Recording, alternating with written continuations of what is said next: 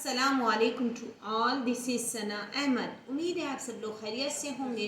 अल्हम्दुलिल्लाह आप लोग की दुआओं से मैं भी खैरियत के साथ हूँ और एक और डेली ब्लॉग के साथ हाजिर खिदमत भी।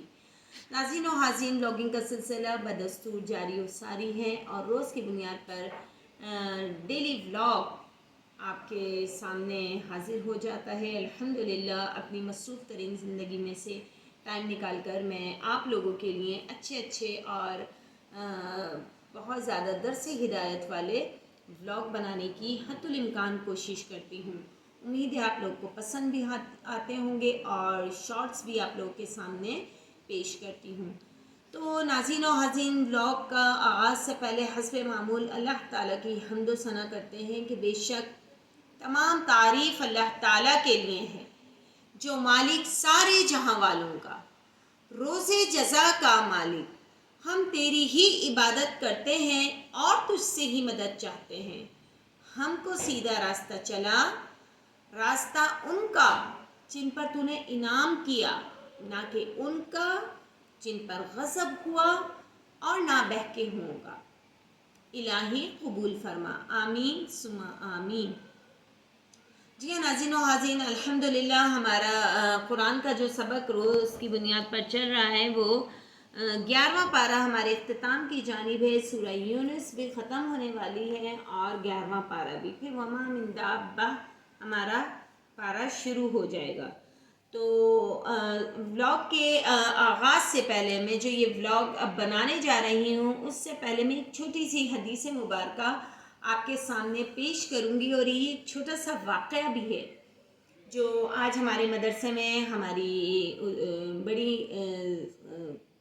उस्ताद हैं आपी जान, उन्होंने बच्चों के सामने पेश किया और इसकी मालूमात पहले भी थी तो मैंने सोचा क्यों ना मैं अपने ब्लॉग में भी पेश करूं ताकि सुनाऊं, ताकि बहुत से लोग जो इसको नहीं समझते नहीं जानते तो वो भी समझ जाएं और फिर जो इसमें दर्स हिदायत हमें हासिल हो रहा है उससे पूरी तरीके से हम मुस्तफ़ीद हों।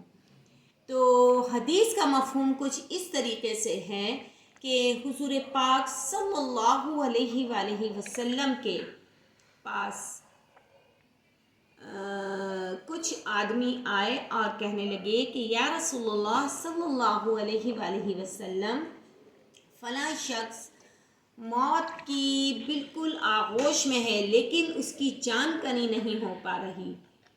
वो जब कलमा पढ़ रहा है तो उसका कलमे की उसकी अदायगी उसके मुंह से नहीं हो पा रही और बिल्कुल उसका आखिरी टाइम है। तो आप सल्लल्लाहु अलैहि वसल्लम ने फरमाया कि क्या वजह है। तो लोगों ने अर्ज़ की कि या रसूलुल्लाह सल्लल्लाहु अलैहि वसल्लम, उसकी माँ उससे नाराज़ थी, शायद यही वजह हो। चुनांचे आप सल्लल्लाहु अलैहि वसल्लम ने लोगों से कहा जो वहाँ लोग मौजूद थे कि जाओ इसकी माँ को इत्तला दो और बुला के यहाँ लेकर आइए। जब आप सल्लल्लाहु अलैहि वसल्लम की सामने उस आदमी की माँ आई तो आप सल्लल्लाहु अलैहि वसल्लम ने कहा कि तुम्हारा बेटा है, इसकी रूह नहीं निकल रही, इसकी मतलब जिस्म से रूह नहीं निकल पा रही।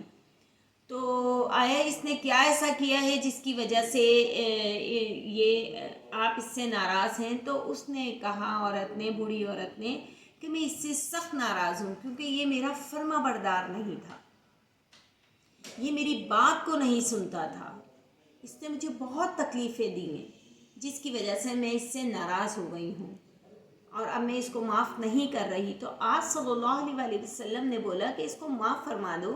उसने बोला नहीं या रसूलुल्लाह सल्लल्लाहु अलैहि वसल्लम, इसने मेरा बेतहाशा दिल तोड़ा है, मैं इसको माफ़ नहीं करूँगी। आप सल्लल्लाहु अलैहि वसल्लम ने फरमाया ठीक है। और वहाँ जो लोग मौजूद थे उन्हें बोला कुछ लकड़ियाँ इकट्ठी करो। जब वो लकड़ियाँ इकट्ठी कर दी गई तो आप सल्लल्लाहु अलैहि वसल्लम ने उन्हें फरमाया कि इसमें आग लगा दो। जब आग भी लगा दी गई तो आप सल्लल्लाहु अलैहि वसल्लम ने उस औरत से कहा जो वहीं मौजूद थी कि अब मैं तुम्हारे बेटे को इस चलती हुई आग में डाल रहा हूँ क्योंकि तुम तो माफ़ नहीं कर रही और उस बेचारे की जान भी नहीं निकल पा रही। तो वो माँ जो अब तक غصے میں تھی اور ناراض تھی اس اپنے بچے سے، اس کو مرتا ہوا دیکھ رہی تھی، لیکن اس کو اس طریقے سے جلتا ہوا نہیں وہ دیکھ سکتی تھی۔ چنانچہ اس نے کہا نہیں نہیں یا رسول اللہ صلی اللہ علیہ وسلم، میں اپنے بیٹے کو اتنی تکلیف میں نہیں دیکھ سکتی، جلتے ہوئے میں کس طریقے سے دیکھ سکتی ہوں؟ چنانچہ اس نے فوراً آپ صلی اللہ علیہ وآلہ وسلم سے فرمایا، کہا کہ میں نے اپنے اس بیٹے کو معاف کر دیا ہے۔ یہ کہنا تھا اس خاتون کا، جہاں اس نے اپنے بیٹے کو معاف فرمایا، وہیں اس کے بیٹے نے کے منہ سے کلمے کی ادائیگی ہوئی اور پھر اس کی رحلت ہو گئی، اس کا انتقال ہو گیا۔ تو ناظرین و حاضرین، یہاں اس سے ہمیں بہت بڑا سبق پوشیدہ ہے، ایک بہت بڑا میسج پوشیدہ ہے اس پورے جو اسٹوری ابھی میں نے آپ کو بتائی ہے اس میں، کہ ماں باپ کا جو نافرمان ہوتا ہے وہ دنیا میں تو ہوتا ہی ذلیل و خوار ہے، لیکن آخرت میں بھی ذلیل و خوار ہوتا ہے۔ اور اگر جس کے ماں باپ اپنی اولاد سے ناراض ہیں، یا وہ اولاد جو اپنے ماں باپ کو تنگ کرتی ہے، ناراض رکھتی ہے، ان کے لیے یہ ولاگ خاص طور پر اہمیت کا حامل ہے۔ وہ دیکھیں اور اپنا احاطہ کیجئے کہ کہیں ہمارا بھی شمار اس شخص کے ساتھ تو نہیں کہ جس نے اپنی ماں کو بہت دکھ دیے اور آخر میں جب اس کا وقت تھا اس کا مرنے کا، لیکن اس کے منہ سے کلمہ طیبہ ادا نہیں ہو رہا تھا، اور جیسا ہی اس کی ماں نے اس کو معاف کیا ویسے ہی اس کے منہ سے کلمہ طیبہ کی ادائیگی ہوئی اور پھر اس کا انتقال ہو گیا۔ اور اس کی کیا خوش نصیبی کہ آپ صلی اللہ علیہ وآلہ وسلم نے اس کی نماز جنازہ پڑھائی۔ سبحان اللہ سبحان اللہ۔ ناظرین و حاضرین، بہت بڑا رتبہ بھی مل گیا اس کو کہ آپ صلی اللہ علیہ وآلہ وسلم نے اس کی نماز جنازہ بھی پڑھائی، اور دوسرا یہ کہ وہ بالکل بری ذمہ ہو گیا ہر طرح کے گناہوں سے، اور اللہ تعالیٰ نے اس کو جنت الفردوس میں مقام عطا فرما دیا۔ تو ناظرین و حاضرین، یہ ایک چھوٹا سا واقعہ تھا، لیکن یہ ہماری زندگی پر بہت زیادہ گہرے اثرات مرتب کر سکتا ہے۔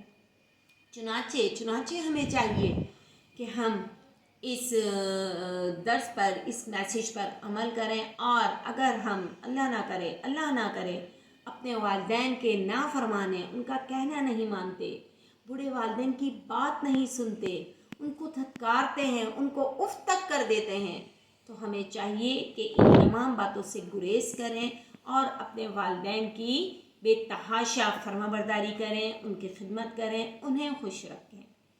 تو آج یہ ایک چھوٹا سا واقعہ بھی میں نے آپ کے سامنے پیش کیا۔ تو آئیے ناظرین و حاضرین، اب ہم اپنے سبق کی جانب بڑھتے ہیں، اور سبق ہے ہمارا سورہ یونس پارہ نمبر 11 یعتذرون۔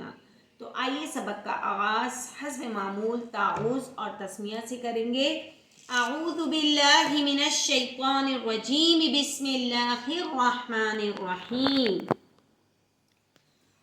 وقال موسى يا قوم إن كنتم آمنتم بالله فعليه توكلوا إن كنتم مسلمين، فقالوا على الله توكلنا ربنا لا تجعلنا فتنة للقوم الظالمين ونجنا برحمتك من القوم الكافرين۔